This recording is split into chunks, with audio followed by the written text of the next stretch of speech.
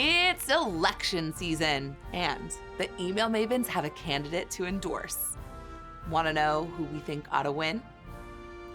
We proudly endorse the champion of our A/B testing challenge. The last few weeks, we've run some head-to-head challenges on our email party to test winning variables that increase our click rates. Today, we'll show you the metrics behind each test and give you the roadmap to test these same elements for your unique customer base. Steal our A/B testing strategy to make every email you send more effective than the last. Don't worry, we're politically neutral around here.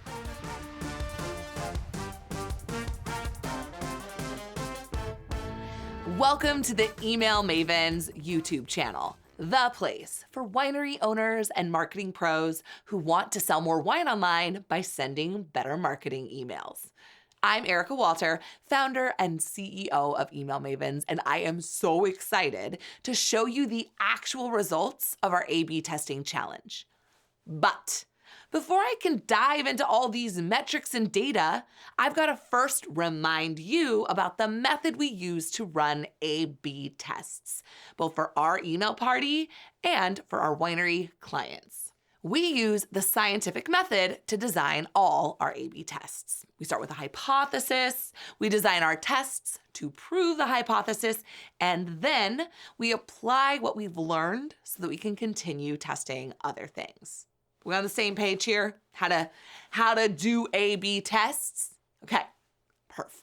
Now, on to the actual results of these tests and what we're doing with what we've learned. Plus, how you can steal these same tests for your winery now so you can make every email you send better than the last. The tests that we ran were designed to increase the click rate of our emails. To generate more clicks, you test the email creative. The first test we ran was the location of our call to action. I've long preached that your CTA, call to action, should be right after the headline in your email content. But earlier this year, our director of email marketing success pushed back on this. She wanted to know, and rightfully so, if this strategy had data to support it. So we started being more intentional in A/B testing this strategy for our winery clients, and we started testing it more consistently in our own email content. My hypothesis was that click rates would be higher with the CTA right after the headline, also known as the I'm right rule. The test then was placing our button directly after the headline in version A and placing it after the descriptive body text in version B. The version with the highest click rate would be the winner.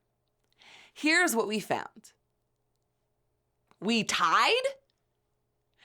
Klaviyo's report suggested that the version with the CTA after the intro paragraph was the winning variant, but by like this much. It had the exact same number of clicks against the exact same number of opens.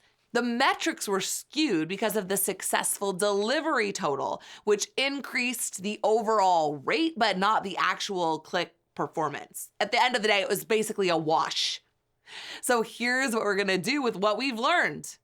Okay, obviously this is worth continually testing, both for our audience and yours.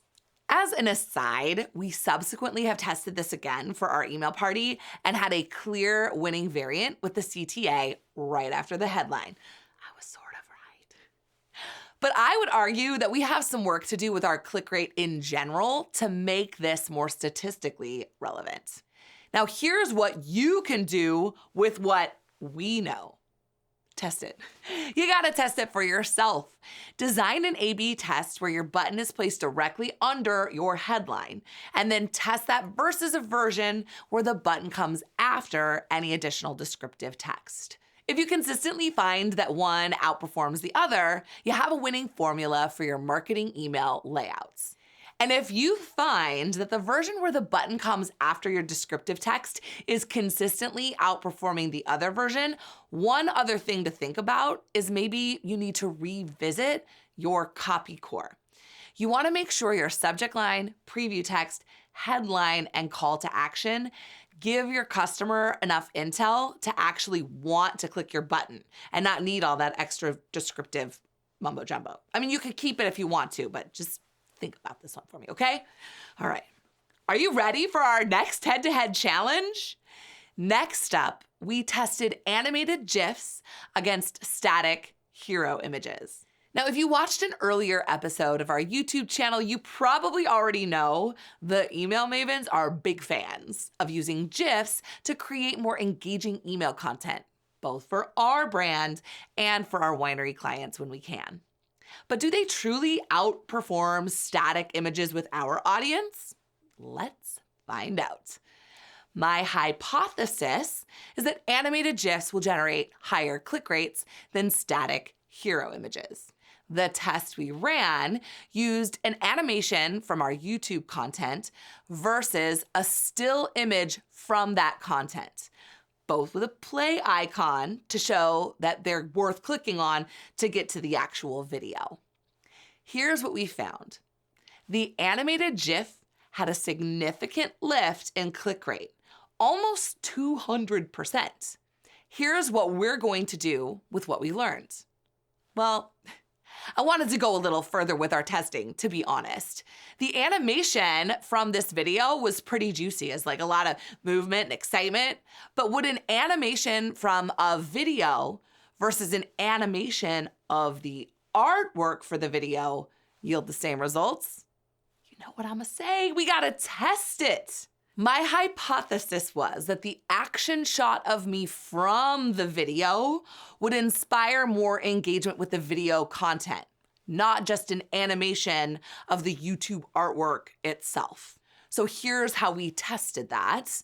We used an animation of JD zooming in on me saying, "Oh, it's O&D." And then we tested that versus the artwork from the episode with an animated play icon. Here's the results. I was wrong. Okay, the data shows my hypothesis was incorrect, but I wouldn't say that I did a great job designing this as a perfect A/B test because I didn't isolate all the variables. I wonder if I had tested the animation from the video with a play icon over it, if the results would have been any different. Alas, no time to test that before I had to publish this episode, but maybe for a future episode. Here's what you can do with what we learned for you.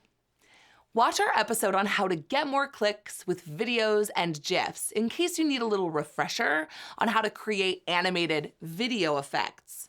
Then, test those images against their static counterparts to identify if you get a lift in engagement for your winery with a little movement. The final test that we ran in this head-to-head challenge was a full creative test. We went with a total HTML email party that leveraged our brand template against a plain text letter. The hypothesis was that we would get more clicks from more engaging creative. To test this hypothesis, we created a full HTML email party that leveraged our brand template versus a plain text letter. We got the copy almost exactly the same, but in one, we had an engaging hero image. We had our brand colors. We used different fonts for our headlines and secondary headlines. We had buttons to click on instead of plain text embedded links. I mean, it's the whole 9 yards here. And while the results weren't statistically significant, we did have higher deliverability with the plain text email and a higher overall click of open rate. The flashier HTML email had a slightly higher open rate, which surprised me, but fewer total clicks. Here's what we'll do with what we learned from this test. Frankly, I think this is less of an A/B test and more of an overall strategy adjustment. Every once in a while, mixing up our creative with a plain text email helps our overall engagement improve, and it captures subscribers that might otherwise be missing our communications. What can you do with this intel? Well, I recommend you add a plain text email to your strategy this quarter. When you go in to analyze your performance, check to see if you're getting more opens and engagement from a group that previously had overlooked your emails. I found this to be true when digging into the click performance on our plain text email.